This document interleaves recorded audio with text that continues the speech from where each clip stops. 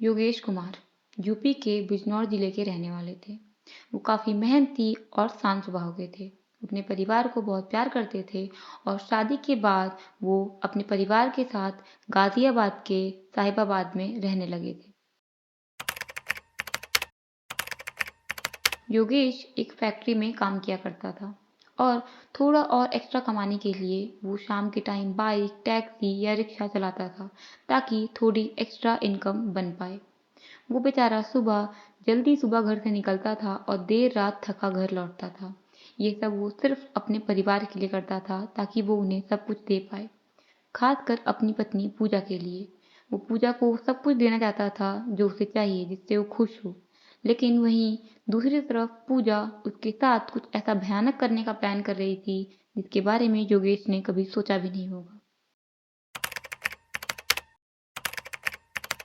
बाहर से देखने में तो पूजा एक आम हाउसवाइफ जैसी ही थी। घर का सारा काम करना, बच्चों का ख्याल रखना और पड़ोसियों से अच्छा व्यवहार रखना। लेकिन वो अंदर ही अंदर योगेश से दूर हो चुकी थी। उसका एक आदमी के साथ अफेयर तक चल रहा था जिसका नाम आशीष था। उन दोनों की रोज बातें हुआ करती थी, मैसेजेस होते थे और वो चोरी छुपे मिला भी करते थे। इन दोनों के अफेयर के बारे में योगेश को बिल्कुल भी खबर भी नहीं थी। सच बहुत लंबा नहीं छुपता और थोड़े ही टाइम बाद योगेश को पूजा और आशीष के अफेयर के बारे में पता चल जाता है। पता चलने के बाद बहुत झगड़ा होता है, योगेश बहुत गुस्सा होता है, लेकिन वो अपना परिवार नहीं तोड़ना चाहता।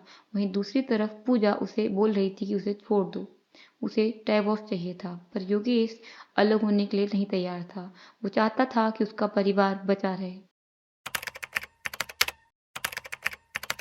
योगेश का अलग हो जाने से मना कर देना पूजा और आशीष को बिल्कुल भी मंजूर नहीं था।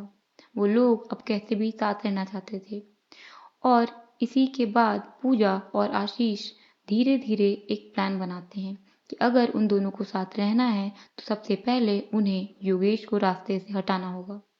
और इसी के बाद वो एक बहुत ही भयानक प्लान बनाते हैं। पूजा और आशीष ने अपने इस भयानक प्लान में दो और लोगों को शामिल कर लिया, चंद्रपाल और प्रवीण। इन दोनों को पैसों का लालच दिया गया था और ये लोग भी इस प्लान में शामिल हो जाते हैं। फिर सब मिलकर ये प्लान बनाते हैं कि पूजा योगेश को एक सुनसान जगह पर बुलाएगी और ये सब मिलकर उसे मार देंगे। और जगह चुनी जाती है पलखुआ का जंगल। 24 दिसंबर की रात पूजा ने योगेश को कॉल किया और उससे एकदम नॉर्मल बात की। उसने योगेश से कहा कि वो पलखुआ के जंगल के पास है, वो उसे वहां लेने आ जाए। योगेश को बिल्कुल भी शक नहीं हुआ, बल्कि वो खुशी से उसे लेने जाने वाला था। थोड़े टाइम बाद वो बाइक लेकर पूजा को लेने निकल जाता है। योगेश को क्या पता था कि वो उसके जिंदगी की आखिरी रात है। योगेश जैसे ही वहां पहुंचता है वो देखता है कि पूजा और आशीष पहले से ही साथ में खड़े हैं। वो उन दोनों से बात करने लगता है और थोड़े टाइम बाद ये बातें बहस में बदल जाती हैं। तभी चंद्रपाल पीछे से योगेश की गर्दन पर किसी चीज से मारता है, जिससे योगेश को खून निकलने लगता है, पर फिर भी वो बचने के लिए यहाँ वहाँ भागता है। पर वो सब मिलकर उसे मार डालते हैं और उसकी बॉडी वहीं जंगल में ही छोड़कर वो चारों चले जाते हैं। कई दिन बीत जाते हैं लेकिन योगेश घर नहीं लौटता। 2 अक्टूबर को पूजा प्लान के हिसाब से पुलिस स्टेशन जाती है और योगेश की मिसिंग रिपोर्ट लिखवाती है और रोने धोने का नाटक करती है, एक बेचारी पत्नी का रोल प्ले करती है। लेकिन योगेश के परिवार वाले, खासकर योगेश के भाई को पूजा के किसी भी बात पर या हरकत पर भरोसा नहीं हो रहा था। फिर पुलिस वाले योगेश का कॉल लोकेशन और कॉल डिटेल्स निकलवाते हैं और पता चलता है कि उसने आखिरी बार पूजा से ही बात की थी और उसका आखिरी लोकेशन पलखुआ का जंगल था। कॉल लोकेशन के हिसाब से पुलिस वाले कई दिनों तक जंगल में तलाश करते हैं और कई दिनों बाद उन्हें योगेश की सड़ी हुई बॉडी मिलती है। पहले तो उसे पहचानना नामुमकिन था, लेकिन कपड़ों के और कुछ चीज़ों की मदद से परिवार वाले ये कंफर्म करते हैं कि वो योगेश की ही बॉडी है।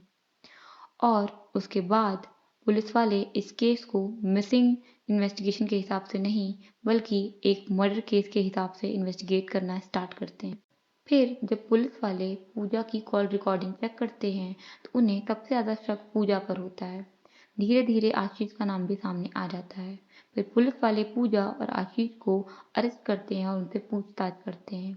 दोनों अलग अलग बयान दे रहे थे और अपना बयान भी बार बार बदल रहे थे। फिर call recording, chat, CCTV footage के मदद से आखिरकार सच सामने आ ही जाता है। फिर पुलिस वालों के सामने पूरा सच आता है कि पूजा, आशीष, चंद्रपाल और प्रवीण ने मिलकर इन्हें मारा है। फिर प्रवीण और चंद्रपाल को भी अरेस्ट किया जाता है और इन सब पर अभी कोर्ट में केस चल रहा है, हत्या का, सबूत को मिटाने का। इन सब में सबसे ज़्यादा नुकसान होता है उन दो बच्चों का, जिन दोनों ने अपने पिता को अभी अभी खो दिया और उनकी माँ जेल में है। योगेश बेचारा, जो कि सब सही करना चाहता था, वो चाहता था कि उसका परिवार खुश रहे, उसके बच्चे खुश रहें। वहीं दूसरी तरफ पूजा उसे छोड़ना चाहती थी, यहाँ तक उसने उसे मार भी दिया।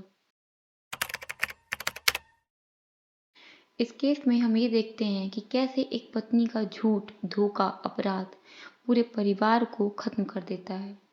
सच्चाई ही किसी भी रिश्ते की जान होती है। अगर किसी रिश्ते में सच्चाई ही ना हो तो वो रिश्ता तो उसी वक्त खत्म हो जाता है। और कभी भी इंसान अगर आपको एक बार धोखा दे दे तो दोबारा उस पर आंख बंद करके भरोसा नहीं करना चाहिए। ऐसा इंसान आपके साथ कुछ बहुत बुरा भी कर सकता है। ये स्टोरी यहीं ख़त्म होती है और अब हम मिलेंगे नेक्स्ट वीडियो में।